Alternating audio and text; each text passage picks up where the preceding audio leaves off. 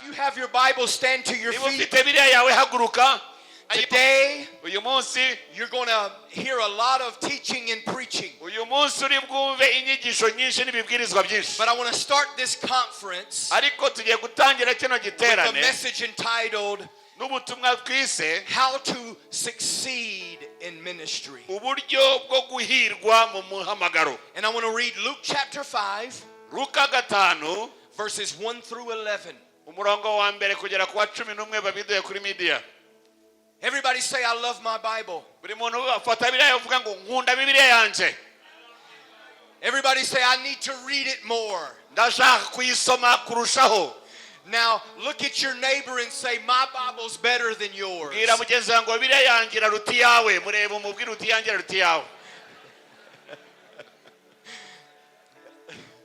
Luke chapter 5, verses 1 through 11.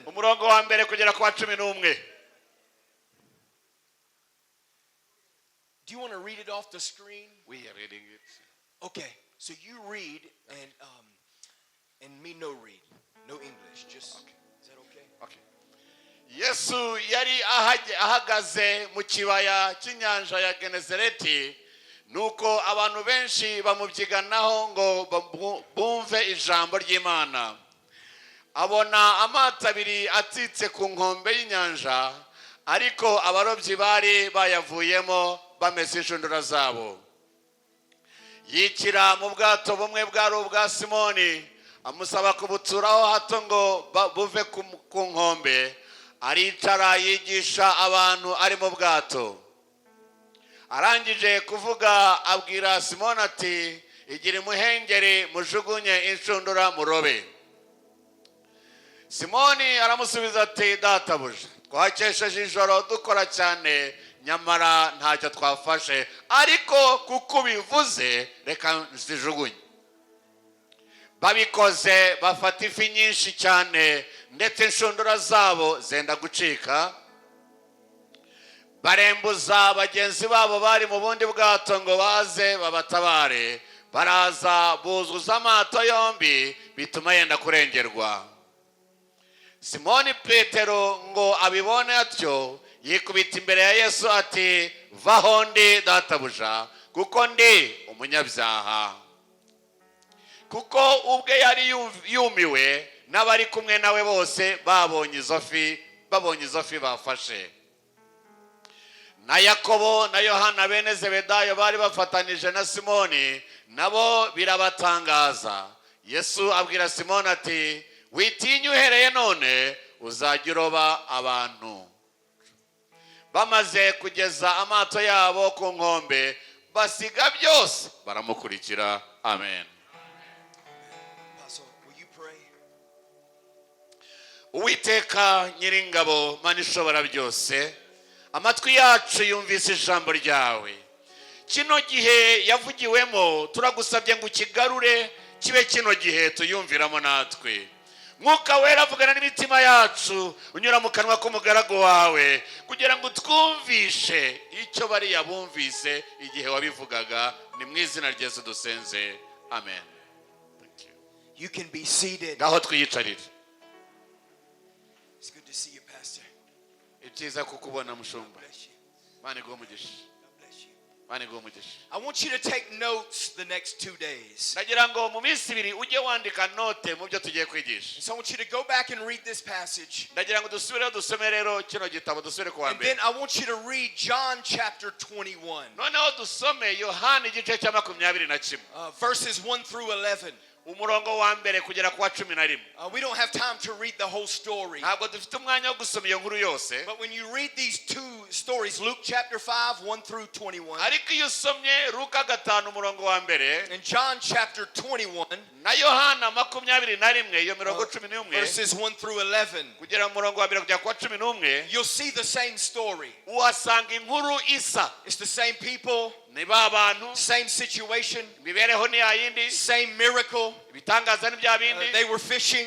Bararobaga, They caught a bunch of fish. bahamagara basaba ifi. There's so many similarities. Same place, Mbega ibyabaga muri iki gice no muri kiriya birasa. But today I want to focus on the differences. Ariko uyu munsi ndagira ngo turebe muri iyi nkuru ibitandukanye Because biyirimo. I believe the differences show us how to succeed in ministry. Hanyuma ibitandukanye bigaragara muri izi nkuru biratwereka uburyo twahirwa mu muhamagaro. And the biggest difference in these kandi ikintu gitandukanye muri izi nkuru zombi gikomeye, in the first story the net began to break. Nuko mu nkuru ya mbere ubwato inshundura zatangiye gucika. The second story the net did not break. Ariko mu nkuru ya kabiri inshundura ntabwo zacitse. Luke 5:6, Luka 5:6, and John 21:11. na Yohana 21:11. So how do we make sure our nets don't break? None se ni gute twaroba amafa kuzura ariko inshundura ntizicike? How many of you want to be successful? Bangaye bashaka guhirwa mu muhamagaro? Wave at me. Rambura ibiganza. How many of you want to have a successful family? Bangaye bashaka guhirwa mu muryango A wabo? successful ministry? Mu muhamagaro ukahirwa. How many of you want to bless your country? Bangaye bashaka guhesha umugisha igihugu cyabo? Because we've got to make sure that our ministries and our lives do not fall apart. Kubera ko turashaka kubona ko imihamagaro yacu n'ubuzima bwacu bidatandukana. Many of you have lived long enough to know that most people don't make it to the end.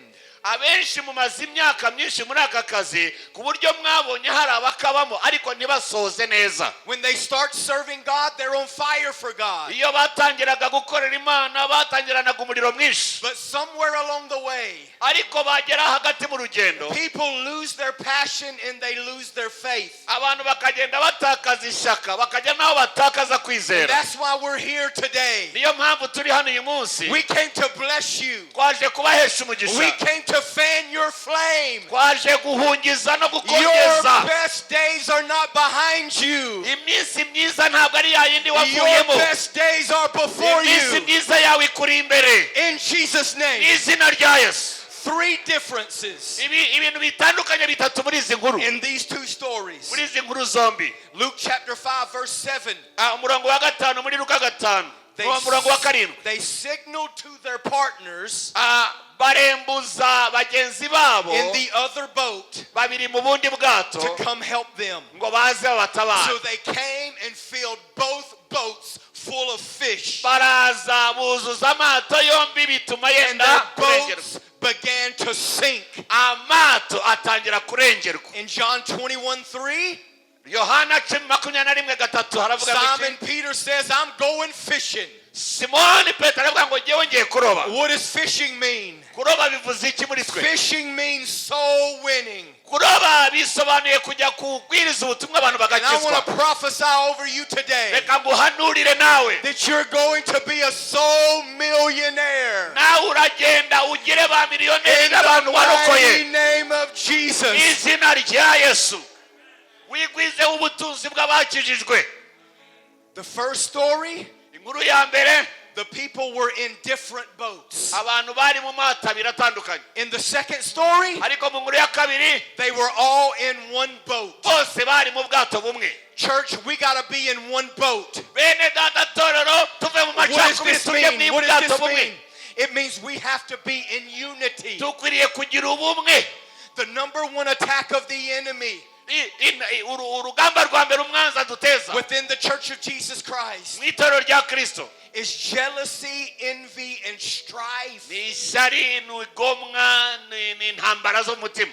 The enemy loves to divide and destroy us. Satani akoresha kudutandukanya, kudutatanya no kuturangiza. The enemy loves to separate friends and families, parents and pastors. Umwuga wa Satani ni gutanya imiryango, gutanya inshuti, gutanya abashakanye n'abashumba. The enemy does not want us to work together. Ntabwo Satani ashobora gutuza dukoreye hamwe. How many of you know we are better together? Ni bangahe bazi ko dukora neza iyo turi kumwe?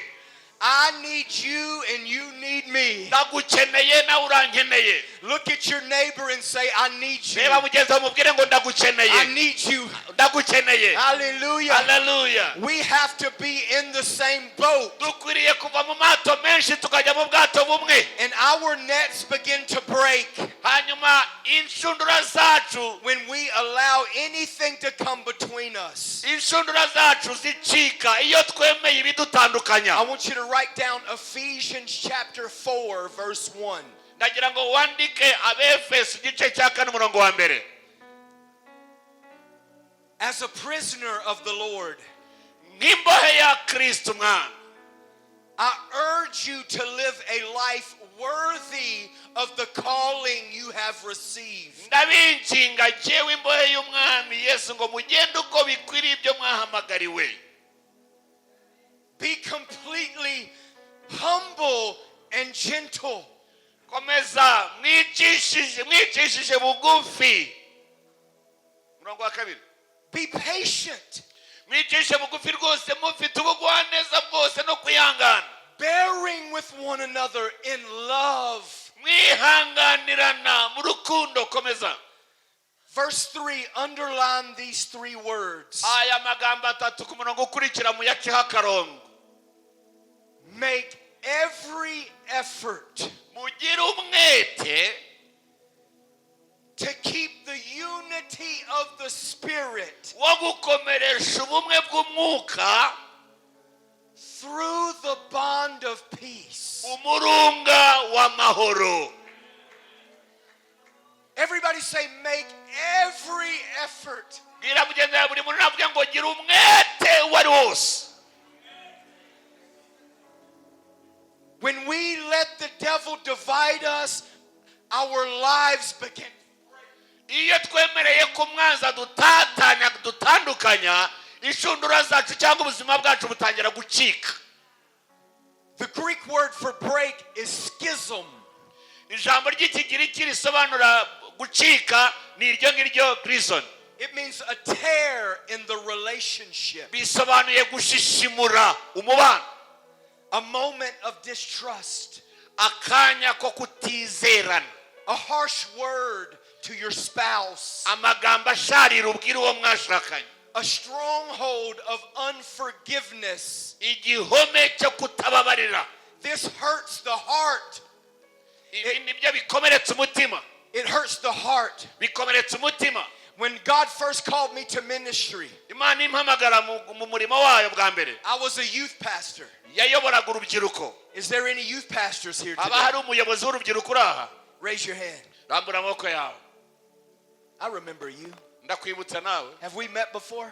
twigeze duhura. Are you from Cabarondo? nawe uva Kabarondo. Are you? Come down here. Give me a wari wajeyo. Can put your hands together for my friend. Amen. mudukomera amashyi uyu musore ndamukunda n'inshuti ya muhobere. Good to see you. Hallelujah. imana iguhe umugisha. How many of you know we're family? bangahe bazi ko twese turi umuryango umwe ariko ubu We may have a different skin color. dushobora kugira uruhu rudasa. My eyes may be blue, amaso yanjye akaba ubururu, but we're all the same. ariko twese turi bamwe. We all have the same Father. dufite data umwe We're all going to the same place. kandi tuzajya ahantu hamwe. Look at your neighbor and say, I'm going to heaven. bwira Hallelujah. mugenzi ngo nanjye ndajya mu I'm ijuru. going to heaven. ndajya mu ijuru nanjye. nanjye Hallelujah. ndi umugenzi ujya mu ijuru.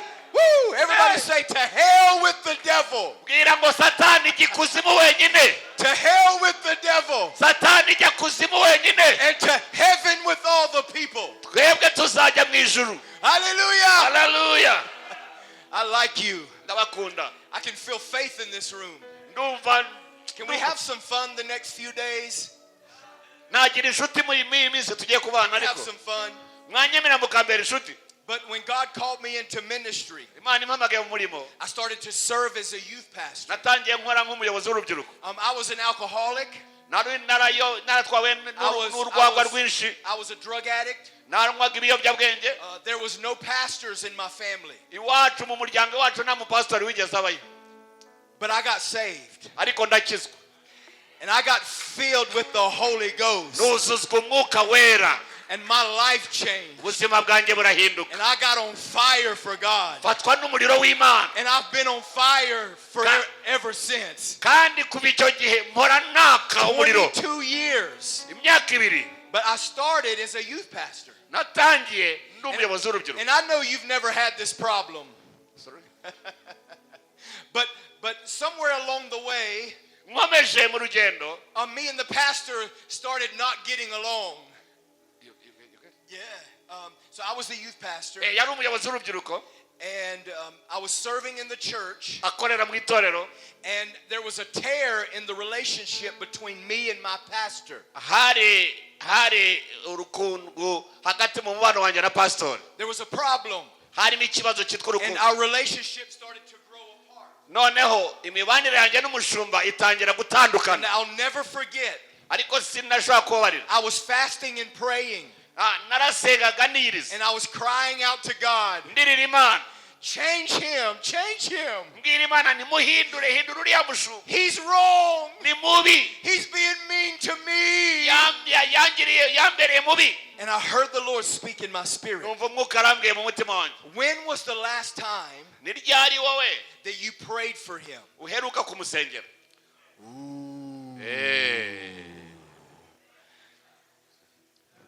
I had not been praying for my pastor. ntabwo nari maze igihe ntashobora gusengera umushumba wanjye And wankomerekeje we had a big problem. kandi twaragiranye ikibazo kinini cyane. So I started to pray for my pastor, noneho ntangira gusengera umushumba my wanjye spiritual father. data wo mu mwuka. And God didn't change him. Imana ntiyahinduye we God changed me. ahubwo Imana yahinduye jewe. How many of you know we need to pray for one another? Nibangaye bazi ko dukwiriye gusengerana. Hallelujah. Hallelujah. This will solve your problem. tuzakemura ibibazo byacu If you'll start praying for the people around you. nutangira gusengera abantu bakuzengurutse. Hallelujah. Hallelujah. I'm telling you, this is a key to being successful in ministry. ndababwira ngo uru ni rufunguzo rutuma uhirwa mu muhamagaro. I want you to write down Ephesians chapter 4 verse 11. ndagira ngo wandike Abefeso 4:11. And you know this verse. ibi murabizi. The Bible says he. biravuga ngo uwe. He's talking about Jesus. aravuga Yesu.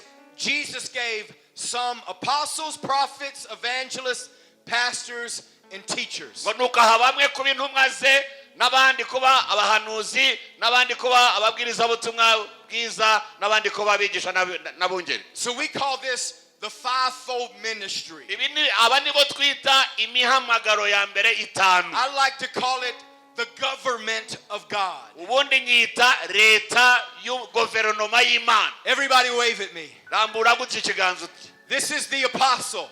iki gikumwe cyitwa intumwa. The apostle touches every gift. intumwa ikora kuri buri mpano zose yose. Apostle Porter. Apostle Paul abakoraho mwese. The prophet umuhanuzi rero gives direction. atanga icyerekezo. He prays, he prophesies. arasenga agahanura. The evangelist, umusumba zose n'umuvugabutumwa. he sticks out just a little bit. dore nguyu we asumba bose. He goes where nobody else goes. aragenda akagera aho abandi bataragera. Everybody say, go to heaven. go to heaven. Amen. And then you've got the pastor. noneho tukagira n'urutoki rwitwa umushumba. He's married to the church. uyu we yarongowe n'itorero. He's married to the church. uyu yashakanye n'itorero. Hallelujah. Hallelujah. And then you've got the teacher. tukagira n'umwigisha. He's a little man. ni gatoya cyane. He breaks down hard subjects. ariko afata isomo rigoye akaricwanyaguza. He can get in your ear. akinjira mu gutwi agakurugutura. Hallelujah. Hallelujah. Does this make sense? birasobanutse. Like that, don't you? Yeah. yego. But we need all five. abantu ngaba niyo leta y'ubwami turabakeneye. If you only have the pastor, iyo mufite pastori wenyine you're missing out on 80% of what God. muba mutakaje 80% y'ubumana. You need an apostle Paul in your mufite life. n'intumwa muramukeneye. You need somebody over you. mukeneye umuntu uba ari I hejuru have a wose. spiritual father. akaba papa w'umwuka. But then I have prophetic voices in my life. ariko dukeneye n'ijwi ry'ubuhanuzi They give me direction. rihora rituyobora. I have a pastor. nkeneye umushumba Does ndamufite. this make sense? ibi birasobanutse. You need all five operating in your church. aba bose uko ari batanu urabakeneye kuba bari mu itorero bakora neza. Amen? Amen. And Jesus was all five. Yesu rero yarakubiye muri abo batanu bose bari bamurimo. Hebrews 3:1. Abaheburayo 3:1. The apostle, the high priest of our confession, Jesus Christ. Nicho gituma bene databera mwe. Sorry. Hebrews 3:1. Jesus was an apostle. Aravuga ko yari intumwa. Abaheburayo 3:1. Deuteronomy 18:18. Gutegeka kwa 2:18. Jesus was a prophet. Yesu yari umuhanuzi. Mark 2:17. Mariko 2:17. Jesus was the greatest evangelist. Yesu niwe wari umuvugabutumwa usumba abantu. He left heaven and he came to our home. We yavuye mu ijuru aza mu ivugabutumwa hano ku isi. Jesus was a pastor. John 10:11. Yohana 10:11. Yesu yari umwungeri. And then Jesus was a teacher. John 3:2. Yohana 3:2. Yesu yari umwigisha. Can you see the full picture? Urabona ishusho yose y'imihamagaro itanu. Jesus was everything. Yesu yari byose. But then he redistributed these gifts Ariko arangije ibyari bimurimo byose abigabanya benshi to the church. Mwitorero. Why did he do this? Kuki yabigenje atya? Do you know why he did this? Uzi impamvu yabigabanije benshi? So we would have to work together. Kugira ngo tubashe gukorana. Amen? Amen. We've got to work together. Dukwiriye gukorana. We've got to work together. Tugombye gukorana. If we want to see this nation change, Niba dushaka kubona iki gihugu we've got gihinduka. to work together. Tugombye gukorana. Hallelujah. Hallelujah. We've all got to be in the same boat. Tukwiriye kubarizwa mu bwato bumwe. If I were to ask everybody the same question, Ndamutse mbabajije kino kibazo. what is God doing in the church? Imana irimo irakora iki mu itorero? What is God doing in the local church? Imana irimo irakora iki mu itorero ry'umudugudu? Every person would respond to the grace that God has given them. Buri muntu azampa igisubizo kijyanye n'ubuntu yahawe. The evangelist would say, God's done with the building. Evangelist aravuga ngo Imana iby'inyubako yabivuyeho. The teacher would say, we need more discipleship. Umwigisha wazavuga ngo n'itorero dukeneye inyigisho z'abigishwa. The prophet would say, we need to pray. Umuhanuzi wazavuga ngo bene dukwiriye gusenga kugira ngo twumve Imana. The pastor would say, we need more counseling. Umupastori wazavuga ngo dukeneye ubujyanama bwinshi. Are you with me today? Turi hamwe ariko All of us are different. twese ibisubizo biratandukanye. We don't have to share the same perspective to share the same purpose. Ntabwo dukombye kugira icyerekezo kimwe kugira ngo tugere hamwe. It's okay to be different. Bishobora gutandukana. Look at your neighbor and say, you're different than me. Bwira mugenzi wawe ngo utandukanye nanjye. We all have different graces, Twese twahaye ubuntu butandukanye but we all have the same goal. ariko dufite intego imwe gusa. I want you to write down on your piece of paper Nagira ngo wandike ahantu. one goal. Getting ready to preach one Sunday, Umunsi umwe nitegura kujya kubwiriza, I was sitting on the front row nicaye ku ntebe z'imbere, and I got a text message.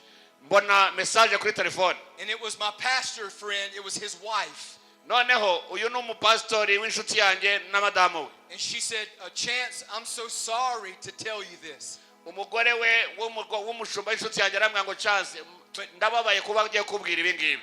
David died this morning. David yapfuye muri iki gitondo. And so I immediately stood up Mpagaze aho ngaho. and I went out the back door Ndahaguruka ndeba umuryango w'inyuma. and I called her. Ndamuhamagara. What happened? Ndamubwira se habaye iki? This can't be true. Ibi ntabwo ari ibyo umbwira nibyo. It's my best pastor friend. Inshuti yanjye y'umupastori Dawudi arapfuye muri iki gitondo. She asked me to preach his funeral. Arambwira ngo ngwino ubwirize ku kiriyo cye. And so I said, I said, Connie, can you give me David's sermon notes? Ndaje namubwira nti wampereza note z'ubutumwa David yanditse. I was getting ready to preach. Nari niteguye kujya kubwiriza. David was getting ready to preach. Na David nawe yari yiteguye kujya kubwiriza. He had his message. Yari afite ubutumwa bwe. He had written a message Yari yabwanditse. that he never got to preach. Ariko ntiyashoboye kububwiriza. So I read through his notes. Noneho abumpaye mbunyuramo. And do you know what? You want to know what the title of his message was? Uzi umutwe yari yahaye ubutumwa bwe. It was love, love, love. Umutwe w'ubutumwa yari yateguye bwavuga ngo urukundo, urukundo, urukundo. This was his last message. Nibwo bwari ubutumwa bwe bwa nyuma. Love, love, love. Ngo urukundo, urukundo, urukundo. And I think there's a reason Ndibaza hari impamvu. that God put the love chapter, 1 Corinthians 13. Impamvu Imana yashyize igice cyose kivuga ku rukundo muri Bakorinto ba mbere. He put the love chapter between the two gifts on two chapters on spiritual gifts. Yashyize chapter y'urukundo yishyira hagati y'impano. 1 Corinthians 12 and 14 are the power gifts. Impano z'imbaraga. But he put love in the middle of this. Ariko hagati yabyo byombi ashyiramo urukundo. Because if we don't use our gift the right way, kuko nitudakoresha impano mu buryo bukwiye, we can hurt a lot of people. Tuzakomeretsa abantu benshi. We can destroy a lot of lives. Dushobora gusenya ubuzima bwinshi. If we don't use our grace the right way. Iyo tudakoresheje uburyo bwa Kristo. We've got to put love in the middle of everything we do. Tugomba gushyira urukundo muri buri kintu cyose dukora. Hallelujah. Hallelujah. How do we keep our nets from breaking us and other people? Ni gute twarinda inshundura z'imihamagaro yacu kudacika? We got to have the spirit of unity. Tugomba kugira umwuka w'ubumwe. But number two, icya kabiri, we've got to be in the same boat. But then number two, icya kabiri tugomba kuba mu bwato bumwe. Luke chapter 5 verse 4. Luka 5:4. When Jesus stopped speaking, Yesu amaze kuvuga ibyo, he told Simon Peter, abwira Simoni na Petero, launch out into the deep. ati nimwigire imbere mujugunye muhengeri. Listen, and let down your nets Noneho mujugunye inshundura zanyu for a great catch of fish. kugira ngo mufate amafi menshi. And do you know what Simon Peter did? Uzi icyo Simoni yakoze? He looked at Jesus. Yarebye muri Yesu, yarebye Yesu aramureba. What does he know? Aravuga ati ubu Yesu yazi iki? I'm a professional fisherman. Jewe ibyo kuroba ndabizi. I've been fishing all night. Ijoro ryose naraye And I haven't caught anything. ariko nta na kimwe nafashe. I haven't had any success. Nta butsinzi nigeze mbona. Jesus said, let down all of your nets. Yesu aravuga ngo inshundura zanyu zose nimuzishugunye mu mazi. And do you know what Simon Peter did? Uzi icyo Simoni yakoze? He let down one net. We ntiyashyiramo zose, ashyiramo inshundura imwe. And this is the difference. Iki ni igitandukanye na none. When Jesus tells you to do something, Iyo Yesu akubwiye kugira icyo ukora, you better do it. ugikora uko yakikubwiye. It may not make you any money, Nubwo kitari buguha but I'm amafaranga, telling you, it will bring you spiritual ariko success. kiri bukuzanira ubutsinzi bw'umwuka. Hallelujah. Hallelujah. My spiritual father, Papa wo mu mwuka, Reinhard Bonnke, Reinhard Bonnke, he said, when God speaks, yaravuze ngo Imana iyo yavuze I jump. ndasimbuka. I want God to know Ndagomba kumenya that I am willing to do whatever He yuko wants me ngiye gukora to do. byose yavuze. Everybody say, Holy Spirit, Vuga ngo mwuka wera, whatever you want me to do. icyo ushaka ko nkora cyose. The answer is yes. Igisubizo ni yego. Some of you have been looking for a sign. Bamwe muri mwe mwarebaga umwana. And God sent me all the way from the United States of America Imana yanyohereje kuva muri Amerika to be your sign. mwebwe mwashaka ikimenyetso, nijye kimenyetso. Do what God is asking you to do. genda ukore icyo Imana yakubwiye gukora wikigabanya gikore uko kiri. And don't do it half-hearted. Wigikorana umutima w'igice. Just think about the success. Tekereza guhirwa muri cyo. If he had threw in all of his nets, tekereza iyo baza kunaga inshundura he would have zose. caught so many more fish. baba barafashe amafi menshi. But his half-hearted obedience ariko kumvira kw'igice yakoze hindered him kwamunanije from experiencing God's maximum blessing. kwatumye atabona umugisha wuzuye w'Imana. Hallelujah. Hallelujah. Everybody say, I'm all in. vuga ngo ndimo wese. I'm all in. vuga ngo ndimo wese. You know, the greatest threat to Christianity urabizi igitera ubwoba abakristo cya mbere is not radical Islam. ntabwo ari Islam. We were out on the streets last night ministering to the Muslims. nimugoroba nari kumwe na mugenzi wawe ku mihanda tubwiriza abasilamu. The greatest threat to Christianity imbogamizi ikomeye ku bakristo is lukewarm Christians. ni ubukonje buri mu bakristo. Hallelujah. Hallelujah. I'm looking at Joel's end time army. There is a saying in the Bible, where is the God of Elijah? hari imvugo ivuga ngo Imana yari iri hehe. But I want to say, where is the Elijahs of God? yewe ndimo ndavuga ngo ntabwo mbaza Imana ya Eliya ndabaza ba Eliya b'Imana bari hehe. I believe they're sitting right in front nizera ko of me bicaye ahangaha ba Eliya this b'Imana. morning.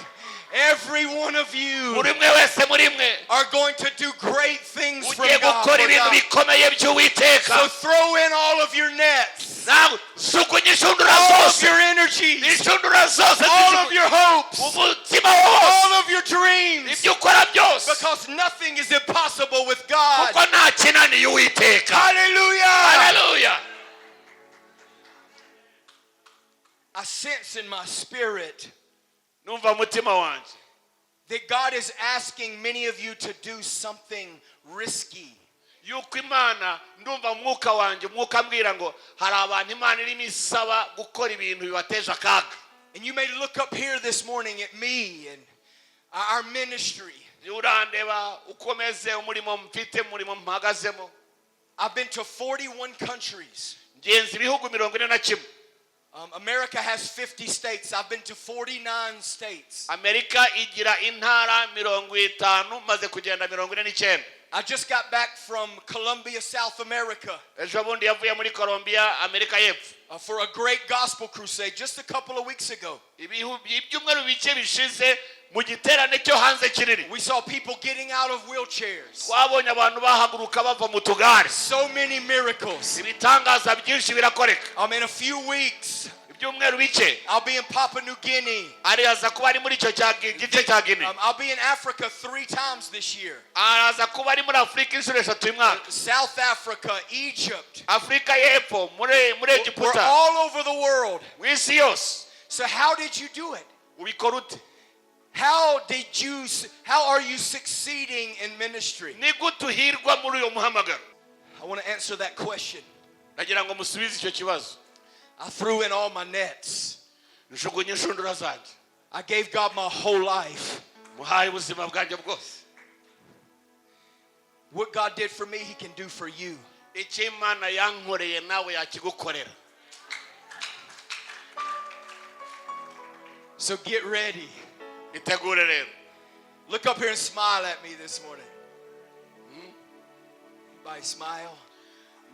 nyereka inyinya yawe ariko nyereka inyinya yawe nawe. Yeah. Are you happy? uranezerewe wanyeretse inyinya yawe aricyo ukundakarira. I like you in the back. Amen. uriya w'inyinya w'inyuma ndamukunze cyane. munyereka inyinya, hari inyinya nziza cyane hano.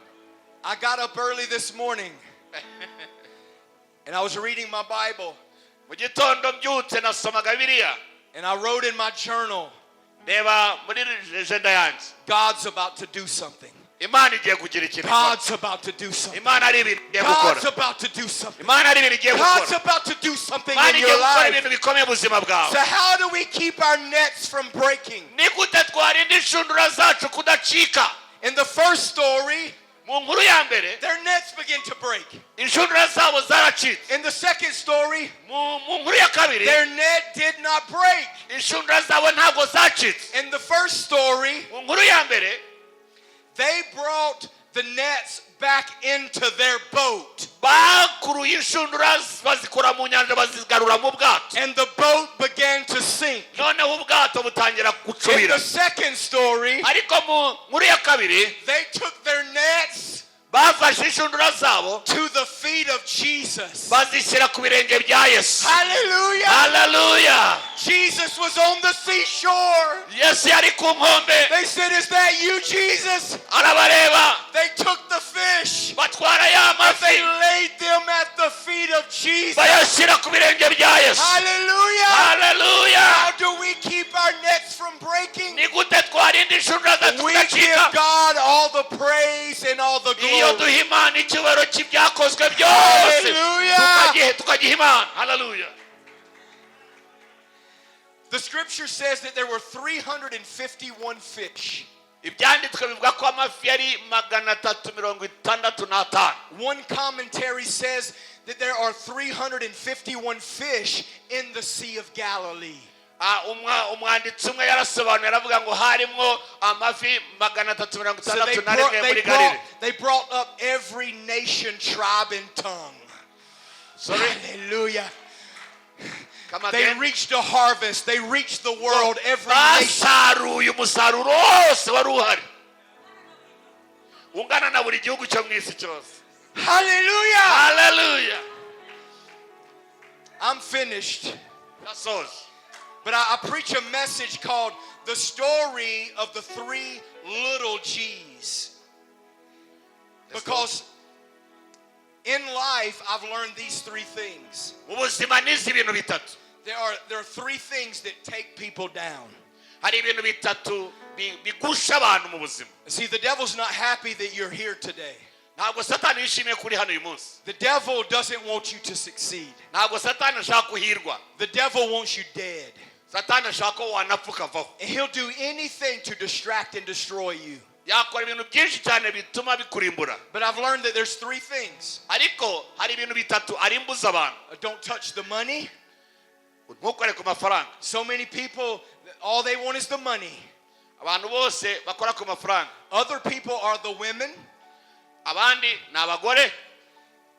It's sex and money and ibintu bigusha abantu ni amafaranga, adultery and ni abagore, ubusambanyi, pornography and amashusho nkozarusoni. then number three, icya gatatu God said, don't touch the glory.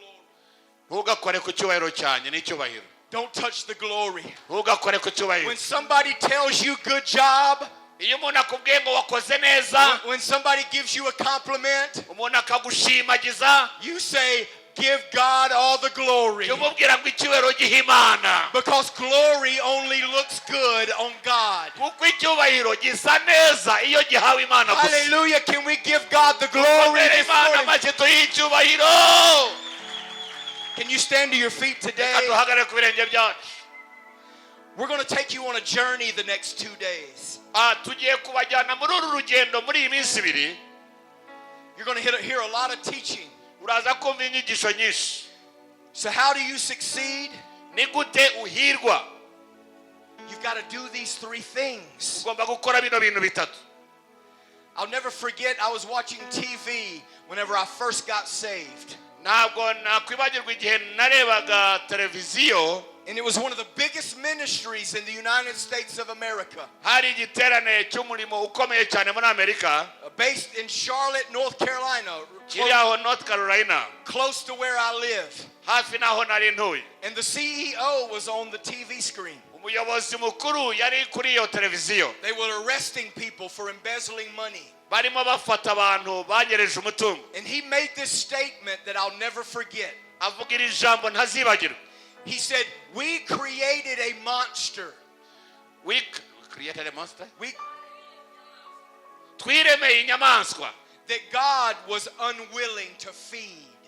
twaremye inyamaswa Imana itari yiteguye kugaburira. So we had to feed it ourselves. nitwe rero tugomba kuyigaburira iyo twiremeye. They were doing things outside of the will of God. kuko bakoraga ibintu babikorera hanze y'ubushake bw'Imana. But not you and not me. ariko si wowe si nanje. We're going to succeed in ministry. twebwe tugiye guhirwa mu God's going muhamagaro. to bless the work of our hands. tugiye guhirwa dukomere Imana amashyi. We're going to multiply disciples. tugiye kugwiza abigishwa. We're going to see this land tugiye kubona kino gihugu change for the glory of God. gihindurwa n'ubwiza bw'Imana. So I want to ask you a question today reka mbabaze ikibazo before Dr. Jonas comes. mbere yuko Dr. Jonas aza. Is there anything getting in the way of your love for God? ese haba hari ikintu cyabereye inkomyi urukundo rwawe ukunda Imana? Because at the end of the story, kuko inkuru yahisoreza John chapter 21, Yohana 21, Jesus is with Simon Peter, Yesu ari kumwe na Simoni Petero. and all the fish are laying. amafi yose ari aho. And it's an illustrated sermon. ari biragaragara mu nyigisho. Jesus says, Simon, Yesu aravuga ngo Simoni, do you love me urankunda more than these? kuruta aya mafi? And Simon Peter says, yes. Simoni aravuga ngo yego ndagukunda. You know I love you, Jesus. urabizi ko ngukunda Yesu. And then Jesus says a second time, Yesu arongera bwa kabiri, do you love me more than these? urankunda kuruta aya mafi? He's pointing at the success. arimo aramwereka guhirwa yagize. He's pointing at the ministry. arimo aramwereka umurimo arimo akora. He's pointing at the money. aramwereka amafaranga yabonye. He's even pointing at the family. ndetse aranamwereka n'umuryango we. Do you love me Yesu urankunda more than everything? kuruta ibindi byose nguhaye. And I want to ask you the same question. reka nanjye nkubaze iki kibazo. Is there anything ese haba hari ikintu na kimwe getting in the way kiri hagati yawe mu rugendo rwawe of your relationship with Jesus? umubano wawe n'Imana kikaba cyarajemo hagati? Is there unforgiveness in your heart? ese harimo kutababarira mu mutima wawe? abantu bamuretse kubaha amazi babanze banywa aya ngaya. Are you angry? ese urarakaye? Something that happened years ago? urakajwe n'ikintu cyabaye imyaka myinshi yashize? Is the Lord trying to divide you and your spouse? ese Imana hari irimo kigerageza kugutandukanya n'uwo mwashakanye? Have you been treating your wife ese babazaga umufasha and wawe your kids in the wrong way? n'abana bawe bafata nabi? Today I want you to lay it on the altar. ndagira ngo ibyo bintu byose ubizane kuri iki gicaniro. In Matthew chapter 5, Matayo 5, Jesus says, Yesu aravuga, if there's something getting in the way niba hari ikintu kikutambamiye kiri of your imbere love hagati with me, kikubuza kunkunda, I want you to leave your gift ndagira ngo usige impano yawe, on the altar. ituro ryawe usige hano ku And I gicaniro, want you to make it right. ugende utunganye, And then I want you to give your gift. kiratunganye ugaruke utange ituro And ryawe. for many of us, benshi muri twe our gift is ministry. impano zacu ni umuhamagaro twahawe. Amen? Amen. But before you use your gift, ariko mbere yuko ukoresha impano wahawe, you need to make your heart right. ugomba gutunganya umutima wawe mbere na mbere. So this morning, with every head bowed and every eye closed, reka twese amaso ahumirije, twubitse imitwe. this is a holy moment. aka ni akanya kera cyane. This is so important. ibi ni iby'ingenzi. Some of you are trying to go to the next level, bamwe murifuza muragerageza kujya ku rundi rwego, but you'll never make it to the next level. ariko ntuzigera ugera ku rundi rwego. You'll never go higher ntabwo uzajya kure cyane until you lay your baggage on the altar. keretse ubanje kuzana iyo mitwaro iri mu mutima yawe ukayishyira ku gicaniro. So right now the Holy Spirit is speaking to you. umwuka wera ubu rero arimo aravugana nawe uhumirije ku maso yawe. And this message is for you. It's for every one of you. kandi ubu butumwa ni ubwa buri wese waje aha, With every head bowed and every eye closed. buri maso yose ahumirije. What do you need to give to God this morning? n'icyo uri mubwirwa kurekurira impano uyu munsi.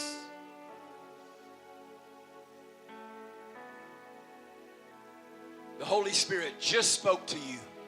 Mwuka wera avuganye nawe. I want you to lift your hand. Rambura amaboko yawe. I want to pray for you. Ndagusengera. And while I'm praying, ndimo senga, if you want to slip out of your seat and bring it to the altar, ushaka gufata iyo mpano uwo mutwaro wo kuwuzana ku gicaniro, I want you to come just touch the altar, lay it on the altar. wowe uze upfukame hano ubirambike ku gicaniro, ushyireho ibiganza byawe kuri gicaniro. This is the first step. Yo ni intambwe ya mbere. Forgiveness and freedom. Kubabarira n'umudendezo. So Lord, everybody lift your hands. Buri wese arambuye amaboko ye rero. Lord, I thank you for this mighty army of men and women. Mwami Mana, ndagushimira izi ngabo zawe zikomeye z'abagabo n'abagore.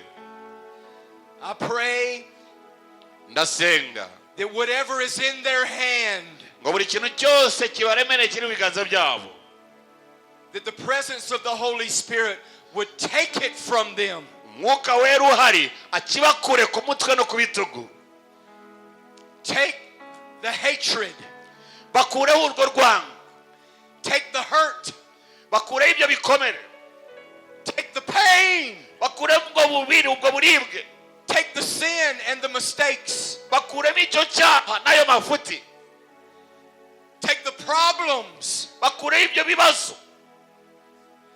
whatever it is, Holy Spirit, icyo ari cyo cyose kibangamiye imikoranire yawe nabo, give them open heart surgery. ubage ubagwa umutima, ubaga umutima wabo uwutunganye. In the mighty name of Jesus, mu izina rikomeye rya Yesu, cleanse them, weze, wash them, ubuhakire, purge them, ububake, give them freedom. ubaho umudendezo. Christianity is all about two things. Agakiza, ubukristo buri ku bintu bibiri, It's giving and forgiving. ni ugutanga no kubabarira. Giving and forgiving. Gutanga no kubabarira. And today, uyu munsi God, we ask you to forgive those turagusaba ngo ubabarire abo who have hurt us badukomerekeje, and set us free. utubohore In the mighty name of mu Jesus. izina rikomeye rya Yesu, The mighty name of mu Jesus. izina rikomeye rya Yesu. Lift your hands one more time. ongera urambure ibiganza byawe. And I want you to pray ndagira ngo usenge nawe, for 60 seconds. I want you to pray. ndagira ngo nawe usenge utya. Give it to Jesus. bihe Yesu, Give it to Jesus. bihe Yesu, He's going to give you great success. bihe kugira ngo ubone Give it ubutsinzi. to Jesus. bihe Yesu, Shatarokosata. bimurekurire Yesu,